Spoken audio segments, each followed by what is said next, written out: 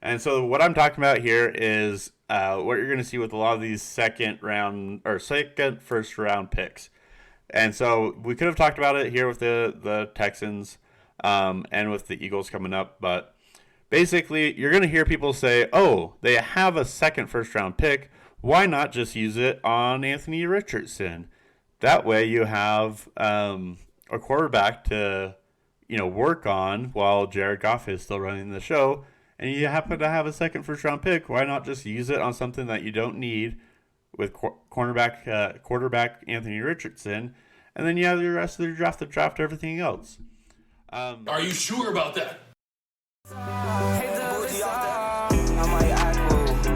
I lost gang members, I can't act cool. I got gang scriptures in my tattoos. I was running from the police in my trap shoes. Posted trying to flip 100, I come back fool. Come from nothing, but I blossomed to a tycoon. Betrayal scars, can't stop thinking about them stab wounds. We might not catch him today, but he gon' die soon. All right, welcome to the Third and Wrong YouTube channel. It's your boy Dillon today. Gage and Mike are gone. They're my other co-hosts for this little YouTube channel. It's Super Bowl Sunday, so for some reason they might be busy with family or whatever. Apparently they just don't care anymore. But today, this video should be a lot of fun. Since it is Super Bowl Sunday, we're going to be kicking it off with a mock draft. It's going to be our first of the year, and actually it's probably just going to be mine. I don't think they're going to want to claim my takes on this one, so it'll be the Dillon 1.0 mock draft. It will be the finest mock draft that there is right now. And the rules that I'm going to follow on this one is no trades. I'm going to be drafting for every single team in the first round. And I'm going to be drafting with what I would do in this situation. I'm not trying to predict what this team will do, if that makes sense. And just as a forewarning, I discovered how to do sounds on Streamlabs, so we're going to get a little taste of that now. Bruh. And we'll just see if that fits in the video. We'll see if that works out. If it's cringe, let me know. I'm just figuring it out. I'm kind of excited about it. But before we get into it, drop a like, comment, and subscribe. Helps us out a bunch. We haven't seen a whole lot of growth in our subscribers because our videos have been slower to get up right now. But now that we're here and the draft is getting on and the off season's getting on, go ahead and subscribe. We'll be putting out a lot more content. So let's get into this real mock draft for a second then. Boom. Okay. So I like to use the PFF mock draft simulator. One thing I do like to say as just like a forewarning with the PFF mock draft simulator is their rankings are based on their ideas, right? Their scouts and everything like that. It's not an objective ranking system. Also, if you see anyone anywhere trying to project a mock draft where they use only one team and they trade down 2 or 3 times and say, "Oh, this is what our GM should do. They should trade from the number 4 pick down to the 18th pick and still get CJ Stroud and blah, blah, blah." Like, it's just not realistic. It's not even worth anyone's time because it just doesn't matter, you know. It is fun to kind of just see what could happen and just like see different situations. But posting it and saying, "Oh, dude, if the Colts did this, or if the Raiders did that, or if the Buccaneers did this," just does not make any sense. If you see them, just don't pay them any mind. It's just a waste of time. There's no sense in arguing it. So yeah, we'll get into my mock draft. Like I said, I'm gonna draft for all the teams here and just give you what I think I would do if I was that team. I'm not trying to predict what that team will do. So starting off, we got the Chicago Bears, and obviously, like I said, I can't trade. If I was the Bears, I would trade. I would take whatever the best deal is. Probably the Colts, just a little unbiased there. But with the best player on the board, the Bears are going to have to... Oh, we're going to have to restart this, guys. Boom, boom, boom. All right. So, like I said, we're going to be drafting for all the teams. We're only going to do one round and no trades. So, with the Bears on the clock, they do not take CJ Stroud, like you may have seen. They are going to take Jalen Carter, one of the most disruptive players on the defensive line we've seen, and he did that even last year. So, long time waiting for Jalen Carter to finally get here, and he's going quick. So, Chicago Bears, I think, gets him trading down to the number 2 or 4, just depending. But Jalen Carter, I think, has a 50-50 shot being a Bear this year. All right, with the Houston Texans, again, if I'm the Houston Texans, I'm going to be taking C.J. Stroud. This is who I want the Colts to take. Mainly, I like his throwing ability, and I like his growth that you've seen from last year to this year, and he showed up in big games, and I really like that about C.J. Stroud. Next one for the Cardinals. I think the Cardinals are just going to run to the board here and take Will Anderson. He's a very good edge, and just like Jalen Carter, he's been doing it not just this year, but also last year. He's just a fantastic edge and very dominant, and he's all over the place.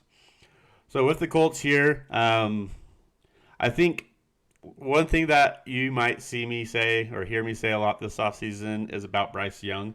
I have no problem with Bryce Young. I don't think I have a problem with his size per se or his throwing ability or his creation or anything like that. I think he's a fantastic quarterback. The only thing that I like, and maybe this is just because I'm a Colts fan, I just get that flashback to Carson Wentz just trying to create every single play into a first down or a touchdown. And I feel like that's how Bryce Young plays, and he does not have the body to do that. Even Carson Wentz gets injured every single year because of that. And if you put him in a smaller body with Bryce Young, I just don't like it. So I'm skipping on Bryce Young. If we do have him, I'm not mad about it. I think there's things that he can learn, and I think he could be a very good prospect. But with that being said, I'd prefer C.J. Stroud. If no C.J. Stroud, I will take Will Levis. Will Levis does play in a pro-style system, which is good. He has good arm talent. He's got good accuracy. He's got good legs. He's got a lot of good things. Bryce Young has a lot of excellent things. It's just that scrambling, that, keeping the play alive and just sacrificing your body at that size is just it's something that you can't do anymore. So with the Seattle Seahawks here, I think they like Geno Smith. I think taking Bryce Young puts a little too much pressure in the system of what's going on, and Geno Smith still has a couple years. I don't know if they're going to necessarily go for a quarterback unless there's unless they really love Bryce Young. However, if I'm the Seahawks, that's not what I'm focusing on. I'm looking at getting someone that's really going to make an impact this year, who's going to kind of step up and be a factor for the Seahawks. With that being said, I've watched a lot of different tape on different players that can make a lot of impact.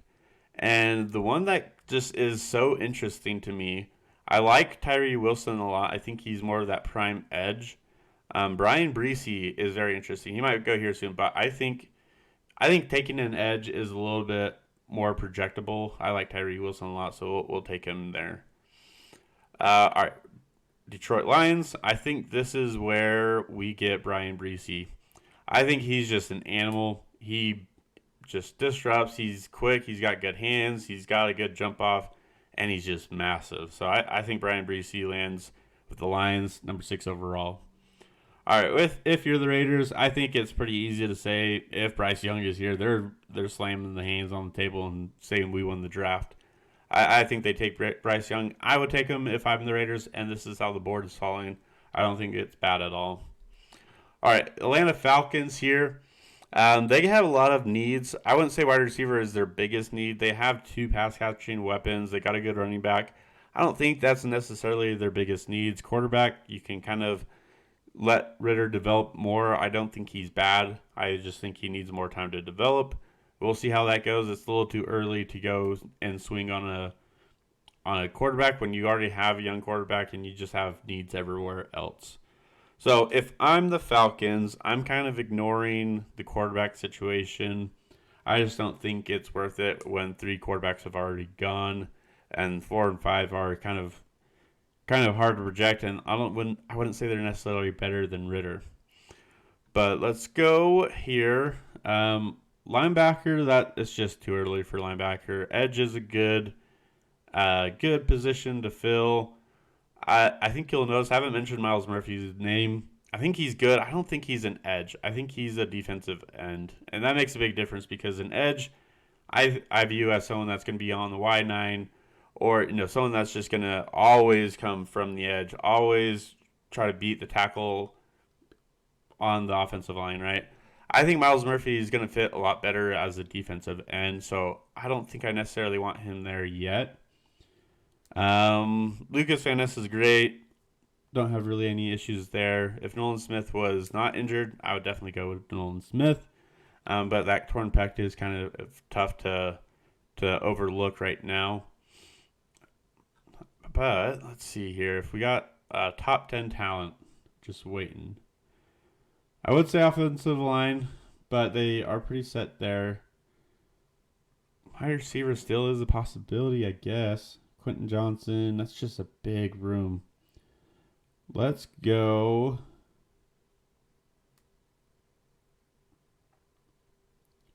Broderick Jones. No. Okay, all right. Myles Murphy, I'm not drafting him as an edge. I'm drafting him as a defensive end. I still like his size and like what he brings, but I think he's the player right now that's worth it. If you're the Falcons, you probably want to trade down at this point. All right, the Panthers, they just got Frank Reich as their QB. They got Josh McCown as their head coach. They got Josh McCown as their offensive coordinator. And I think it's a good chance that they fall in love with Tanner McKee. I like his size. He runs the RPO, which is Frank Reich's. Those two things are really big for Frank Reich. So I think Tanner McKee, if I'm drafting, that's going to be probably his best match with what is left on the board. The Eagles, you have a lot of opportunity to take. Just a great player. I think Brian Branch is someone that you might look at. However, I feel like Christian Gonzalez would be a fantastic pick for him. He's a great zone corner. He's got great hands, and I think he fits really well with what the Eagles do. And with the cornerbacks there getting a little bit older and a little bit more pricier, I think Christian Gonzalez is a great top 10 corner. I think he is a fantastic pick here. With the Titans, Paris Johnson is almost a lock to go here if he's there, or any of the other tackles. Goronski is a good option as well. Moving on with the Texans, though, they did get their quarterback, C.J. Stroud. That's one that's gonna That's one that's gonna get blurred up a little bit on my tongue. But this is my favorite comp here is Quentin Johnson to the Texans. I think that's almost a lock as well at this point. I don't think he's going much higher, but I think he's the first one off the board. I think the Texans are the first ones in that big of a need to go and take him. Now with the New York Jets, there's a lot of projection on what they need. I like Peter Skoronski for him. He fits a lot of positions. He can be a tackle, but he can also be a very good guard or right tackle. He's very technical. I think he'll be very good for him. And with where that offensive line is kind of in this mishmash, don't really know what's going on with their offensive line, I think that's a great piece to say this guy is good. He's been good. He has a lot of tools to work with. We can find a spot for him and put him in our best five on the line, essentially. So it's Peter Skoronski. I don't think he's the first tackle off the board, but I think he's one of the better ones. I think this is a great fit for him and the Jets. With this pick, the New England Patriots, I know I'm going to hear something from Mikey about it, potentially, saying, oh, you should get this guy or you should get this guy. I think Nolan Smith is a fantastic pick here. He's a great leader from everything that I've heard. He's got great ability when he's on the field. He's versatile. He rushes, but he can also drop back in coverage. And you're just waiting on an injury to heal up. I think the Patriots can afford to do that for such a talent and such a leader. The Green Bay Packers, I think everyone's going to say a wide receiver or tight end here. I'm not going to initially say that right away, but I also am leading that way too. There's just not a lot of other needs that they might have that has a player that's worth their pick. You know what I mean? Like, it would be better for them to have a Jackson Smith and Jigba and then get a linebacker later than force the linebacker position now and get a, let's just pull up a wide receiver, Nathaniel Dell. So I like this a lot. It's a good move for them. Jordan Addison is also very interesting here. I like his tape has been really good as well, but Njigba has just been better. I want he's on the field. So that brings us to the Washington Commanders. This one, I think they could go a lot of places. I don't think quarterback is going to be something they're going to draft in the first round because they have Sam Howell. So I'm going to ignore that. Guard and center here, I don't know if there is really anyone that you necessarily want to go with right now. Osiris Torrance is good, but he's kind of just more on that really good, not necessarily that great level. So let's find someone that's on that great level for the Commanders.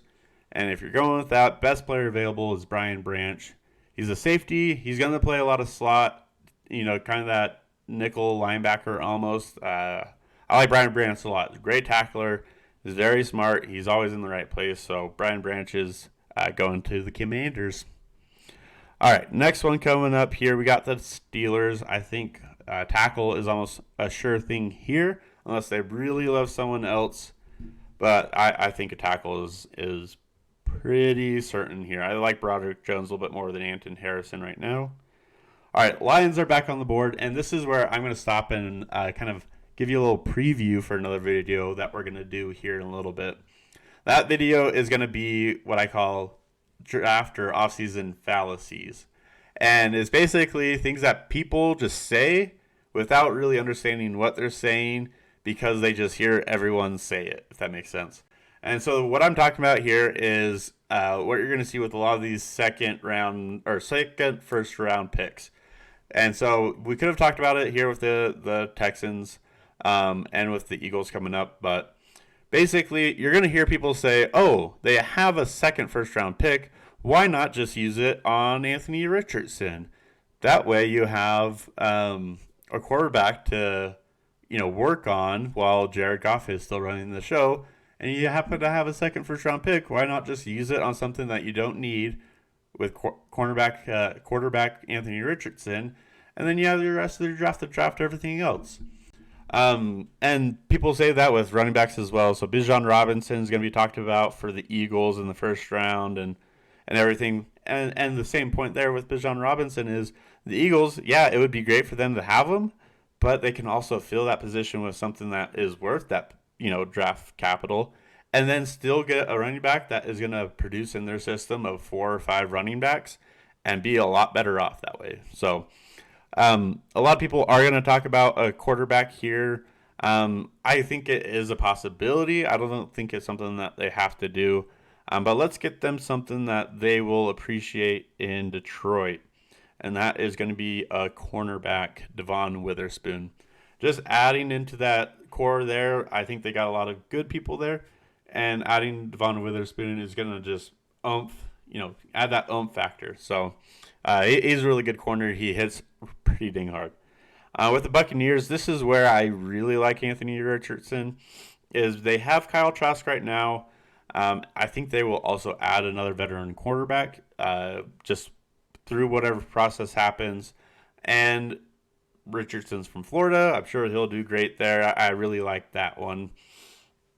I'm not saving him for there. I just think that's the first time where you can see someone really want to take Anthony Richardson in the first round and feel like they need it almost. So Tampa Bay, Anthony Richardson. I think, if I'm guessing, I'm thinking Anthony Richardson goes a lot higher. I just wouldn't take him in a lot of those positions. All right, Seattle Seahawks. Let's see who they got before, because I kind of forget Tyree Wilson. So not the best idea to add another edge unless you really want to with Lucas Van Ness. But let's look at something else we could add. I like adding a corner.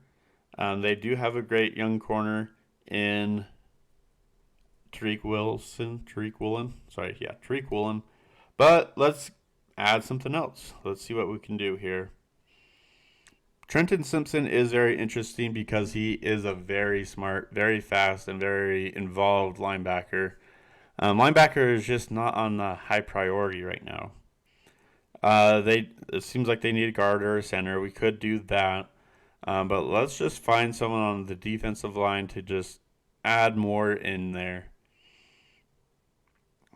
Ooh, okay. I got it. Kalijah Cansey, undersized defensive tackle, but very productive. Last undersized defensive tackle to come out of Pitt, Aaron Donald. So big shoes to fill there. But Kalijah Cansey, I think, is an impact player. Get him at 20 is, I think, kind of the highest that he'll go, but I don't think it's a bad pick. So Kalijah Cansey there. You'll see we forfeited the Dolphins pick here. They did some sketchy stuff, so they lost it. But let's talk about the Los Angeles Chargers. I think everyone and their dog is going to put wide receiver here, and I think the Chargers will take a wide receiver here. Zay Flowers is very interesting. I just like Jordan Addison here more. He is not from that area, but he is playing in that area right now. And he also is pretty dang good too. Pretty young. He's pretty much all that you want in wide receiver. Zay Flowers, we'll talk about him probably right now because the Ravens might take him. But Zay Flowers is very shifty. He's very fast. He's got a good handle on running routes. He's good in and out of his breaks. And he's a great returner. I think he's the kind of wide receiver that the Ravens have taken lately. I think he has better hands than a lot of the other ones that they have taken lately. So Zay Flowers lined up next to Rashad Bateman would be a lot of fun. So moving on to the Vikings here. A lot of things they could do. They did trade for a tight end, so we're going to leave that off the board. They have Dalvin Cook, so we're going to leave that off the board. And they have a lot of other things that they can really focus on. But since they're kind of in that linebacker need, and this guy is a lot better than what PFF is ranking him as, I'm going to take Trenton Simpson. Like I said, very fast, very involved linebacker. He'll produce very quickly for the Vikings, and I'm pretty certain he'll earn a second contract with them too. All right, Jacksonville Jaguars are a lot lower on this list than I'm used to, so this is weird. But I could see him going a lot of different ways here. Running back is not one of them, but tight end, mixing someone up with Evan Ingram would be fun. I don't think it's necessarily a first-round need when you have some other really great defensive players here. Keep on adding over there would be really good. They could also add offensive interior. That's not a bad idea as well. But let's go with something a little like... Ooh, I would say Van Ness, but they got some edge. So let's not do that. I think I'm going to go Cam Smith. And one thing about Cam Smith, I think he's very good in zone. I almost see him as a safety corner hybrid. And I think you have him all over the field. Wherever you're going to have zone, he's got great zone recognition. His man can be a little penalty heavy if he gets just really, physical with it. But if you keep him in that zone, he has great instincts, and I think he does a really good job there. All right, with pick number 25, the New York Giants, I really like a lot of wide receivers to them. Josh Downs is someone that I have typically just have envisioned them taking here at this spot. But I think he's almost a little too small. They have some need there, but let's go with Michael Mayer. I think he is more worth the first round talent because he is just head and shoulders above everyone else at that position. The wide receivers right now not necessarily head and shoulders above each other. So you can kind of wait on that if you really need some. But Michael Mayer gives you someone that is reliable and can really open up the middle of the field for Daniel Jones. I think he'll do a really good job. All right, with the Cowboys, this is one that I think they can go a lot of different directions with. Wide receiver apparently says is a need here. We'll see if that's really the case, but let's see what we got alive for them. So I would say Siaka Ika. I just kind of fallen off of him lately.